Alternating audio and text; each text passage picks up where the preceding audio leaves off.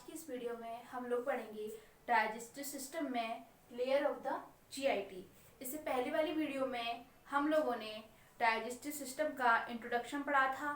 Introduction के साथ साथ हमने उसके टाइप्स पढ़े थे और टाइप्स के साथ हमने क्या पढ़ा था, function of the digestive system पढ़े थे। लेकिन उसके आज हम क्या पढ़ने वाले हैं, लेयर ऑफ द जीआईटी। क्या पढ़ेंगे, लेयर ऑफ द जीआईटी। जो जीआईटी है उसकी फुल फॉर्म मैंने कल भी बताई थी, लेकिन आज फिर से रिपीट कर रही हूँ कि जीआईटी की फुल फॉर्म होती है गैस्ट्रोइंटेस्टाइनल ट्रैक्ट। क्या होती है, गैस्ट्रोइंटेस्टाइनल ट्रैक्ट।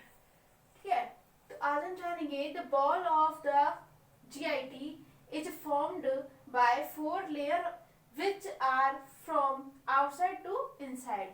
जो हमारी जीआईटी है वो कितनी लेयर से मिलकर बनी हुई होती है, तो 4 लेयर से मिलकर के बनी हुई होती है।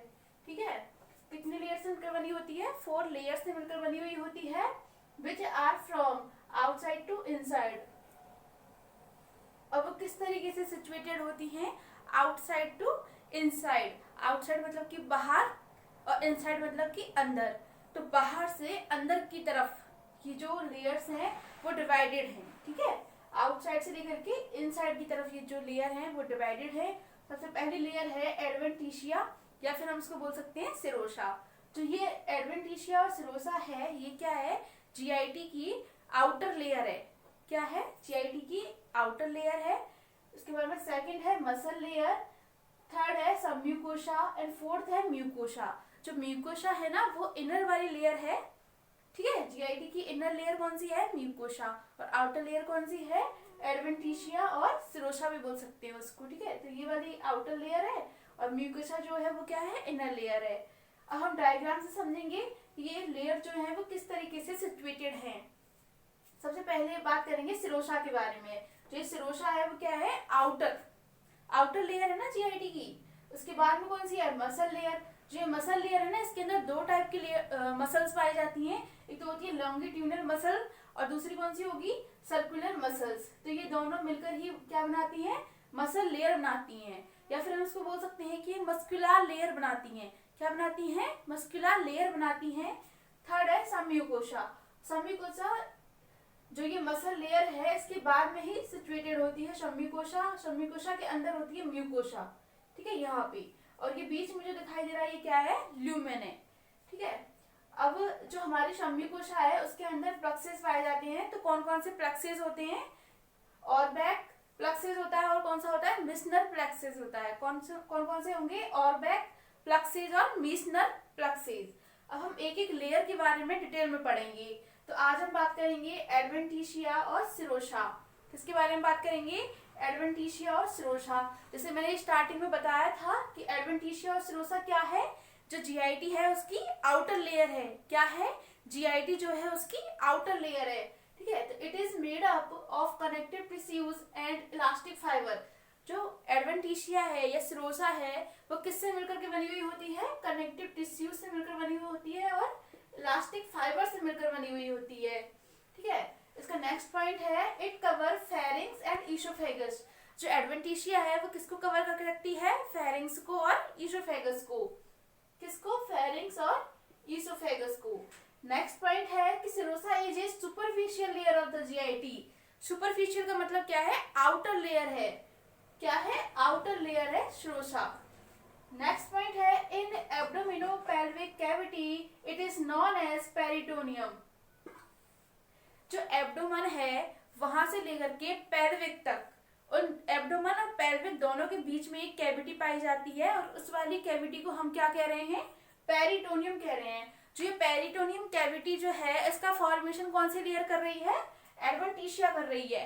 कौन सी लेयर कर रही है, एडवेंटिशिया या सिरोसा कर रही है। ठीक है, अब जो ये पेरिटोनियम लेयर है ना वो क्या है, कि कौन से टाइप की लेयर है, तो ये है द सीरस मेम्ब्रेन। जो पेरिटोनियम कैविटी जो है या लेयर भी बोल सकते हैं हम इसे, तो वो किससे मिलकर बनी होती है, सीरस मेम्ब्रेन से मिलकर बनी हुई होती है। Peritoneum is the largest serous membrane of the body which has 2 layers. जो पेरिटोनियम है ना वो क्या है, एक लार्जेस्ट सीरस मेम्ब्रेन है। क्या है, largest serous membrane of the body, peritoneum.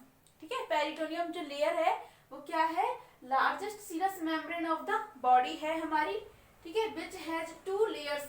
इसके अंदर पेरिटोनियम जो है उसके अंदर 2 लेयर्स पाई जाएंगी, एक तो होती है पैराइटल लेयर और दूसरी होगी विसरल लेयर। कौन कौन सी होंगी? एक तो पैराइटल लेयर होगी और विसरल लेयर होगी। जो पैराइटल लेयर है वो क्या कौन सी वाली होगी? आउटर, और जो विसरल वाली लेयर है वो कौन सी होगी? इनर वाली। तो एडवेंटिशिया जो है ना इसमें भी सबसे आउटर में पाई जाएगी पैराइटल लेयर और इनर में पाई जाएगी विसरल लेयर, ठीक है। तो पैराइटल लेयर के बारे में पढ़ते हैं। It is outer layer which is covered abdominal wall. जो हमारी एब्डोमिनल वॉल है ना उसको कवर करके रखती है पैराइटल लेयर, जो कि क्या है? आउटर लेयर है, ठीक है। अब बात करते हैं विसरल लेयर के बारे में। जो विसरल लेयर है वो क्या है? इट इज इनर लेयर है which is covered abdominal organs and pelvic cavity, या फिर बोल सकते हैं विसरा। जो ये विसरल लेयर है वो क्या है? इनर लेयर है, जो किसको कवर करके रखती है? किसको कवर करके रखती है? एब्डोमिनल ऑर्गन्स को कवर करके रखती है और पेल्विक कैविटी को कवर करके रखती है। Between these 2 layers present a small amount of serous fluid which prevent friction between them। मतलब जो पैराइटल लेयर है और विसरल लेयर जो है इन दोनों के बीच में क्या प्रेजेंट होता है? सीरस फ्लूइड प्रेजेंट होता है, जो क्या करने का काम करता है? आसानी से मूवमेंट करवाने का काम करता है।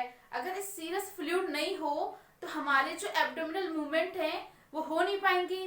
तो ये सीरस फ्लूइड क्या करता है? जो फ्रिक्शन है ना उसको कम करने का काम करता है, ठीक है। अब बात करते हैं नेक्स्ट पॉइंट के बारे में। accumulation of several liter of fluid in peritoneal cavity is called ascites। Abdominal cavity के अंदर अगर फ्लूइड का एक्यूमुलेशन हो जाए तो उसको क्या बोल रहे हैं अपन? एसाइटिस बोल रहे हैं। क्या बोल रहे हैं? एसाइटिस बोल रहे हैं। और अगर एब्डोमिनल कैविटी के अंदर एयर का कलेक्शन हो जाए तो उसको हम क्या बोलेंगे? नीमो पेरिटोनियम। क्या बोलेंगे? नीमो पेरिटोनियम। अगर फ्लूइड का कलेक्शन हो रहा है तो उसको एसाइटिस बोल रहे हैं, अगर एयर का कलेक्शन हो रहा है तो उसको क्या बोल रहे हैं? नीमो पेरिटोनियम बोल रहे हैं। क्या बोल रहे हैं? नीमो पेरिटोनियम। अब एसाइटिस है वो क्यों होता है? तो एसाइटिस में occur due to cirrhosis of liver, hypoproteinemia and portal hypertension. इन कंडीशन की वजह से हमें एसाइटिस देखने को मिलता है। और एसाइटिस क्या है? Accumulation of the fluid in the peritoneal cavity, ठीक है। नेक्स्ट पॉइंट है सम ऑर्गन लाइक जैसे किडनी है, सुप्रारीनल ग्लैंड। सुप्रारीनल ग्लैंड कौन सी होगी? एड्रीनल ग्लैंड होगी, जो कहाँ पाई जाती है? किडनी के ऊपर ही पाई जाती है, ठीक है। नेक्स्ट है pancreas and spleen are situated behind peritoneum, so it is called retroperitoneal organ. जो रेट्रो होता है इसका मतलब क्या होता है? बिहाइंड। तो ये क्या है? Retroperitoneal organ. रेट्रो मतलब बिहाइंड, पेरिटोनियल, पेरिटोनियल के बिहाइंड में जो ऑर्गन पाए जाएंगे उनको क्या बोल रहे हैं? रेट्रोपेरिटोनियल ऑर्गन बोल रहे हैं, ठीक है। तो रेट्रोपेरिटोनियल ऑर्गन कौन कौन से हैं? किडनी है, सुप्रारीनल ग्लैंड है, पेनक्रियाज है और स्प्लेन है। तो ये चारों ऑर्गन क्या हैं? रेट्रोपेरिटोनियल ऑर्गन है, क्योंकि ये बिहाइंड में पाए जाते हैं। किसके?